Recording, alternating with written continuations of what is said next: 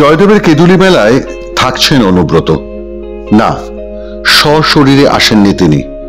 তার ছবি জলজল করছে মেলার প্রবেশ পথের তোরণে। রবিবার থেকে শুরু হয়েছে কেন্দুলির মেলা। উদ্বোধনে ছিলেন মন্ত্রী থেকে জেলার নেতারা, ছিলেন কাজল শেখও। যে কাজল শেখের সঙ্গে সাপে নেউলে সম্পর্ক অনুব্রত মণ্ডলের, যে কাজল শেখকে তুলে আনার চেষ্টা করছে তৃণমূল। এই কাজল শেখ উঠে আসার পরই তৃণমূল পার্টি অফিস থেকে সরিয়ে দেওয়া হয়েছিল অনুব্রত মণ্ডলের ছবি। পোস্টারে লাগিয়ে দেওয়া হয়েছিল সাদা রং। ছবি, ব্যানার, পোস্টারে একে একে হাওয়া হয়ে যাচ্ছিল অনুব্রত মণ্ডলের মুখ। অনেকে মনে করছিলেন জেলা তৃণমূল থেকে এবার মুছে দেওয়ার চেষ্টা করা হচ্ছে জেলার সভাপতিকে। দুর্নীতির দায়ে তিহার জেলে বন্দি অবস্থায় নিজের এলাকায় ক্রমশ হারিয়ে যাচ্ছিলেন অনুব্রত মণ্ডল। আর ঠিক তখনই কেঁদুলির মেলায় ভেসে উঠল তার ছবি।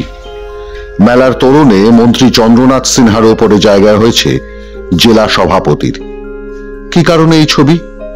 উত্তর নেই তৃণমূলে। তবে বিষয়টি নিয়ে জুৎসুই মন্তব্য করেছেন রাজ্য বিজেপির সভাপতি সুকান্ত মজুমদার।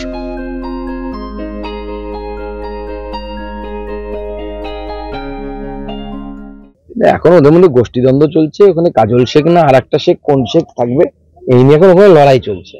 তো অনুব্রত মণ্ডল এখন জেলের ভেতরে, জেল থেকে ফিরবে না। পোস্টার লাগিয়ে কি হবে? পোস্টার তো যত ছিড়বে থাকবে না থাকবে, কিন্তু জেল থেকে কি বেরোবে? অনুব্রত মণ্ডল বীরভূমের বাঘ, সকল বাঘ এখন বিড়ালে পরিণত হয়ে গেছে। তিহারের ভিতরে ঘুরে বেড়াচ্ছে, লেজ না নিয়ে মিউ মিউ মিউ মিউ করে বেড়াচ্ছে সব জায়গায়। ওর ফেরার আর কোনো চান্স নেই। তিহারে বন্দি অবস্থায় কেটে গেছে 1.5 বছর। সেখানেই বন্দি হয়ে দিন কাটাতে হচ্ছে মেয়ে সুকন্যা মণ্ডলকেও। বীরভূম জুড়ে দুর্নীতির প্রভাব থেকে বেরোতে পারছে না তৃণমূল কংগ্রেস।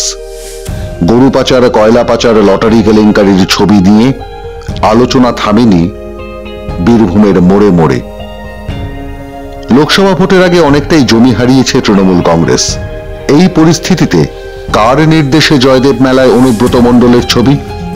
প্রশ্ন উঠছে দলের একাংশের মধ্যেই। তবে কি শীর্ষ নেতৃত্ব ইন্ধন দিচ্ছে এই কাজে? তবে কি এবার গৃহযুদ্ধ শুরু হবে বীরভূম তৃণমূলে? প্রশ্ন উঠতে শুরু করেছে রাঢ়বঙ্গে। মাধ্যম ব্যুরো রিপোর্ট।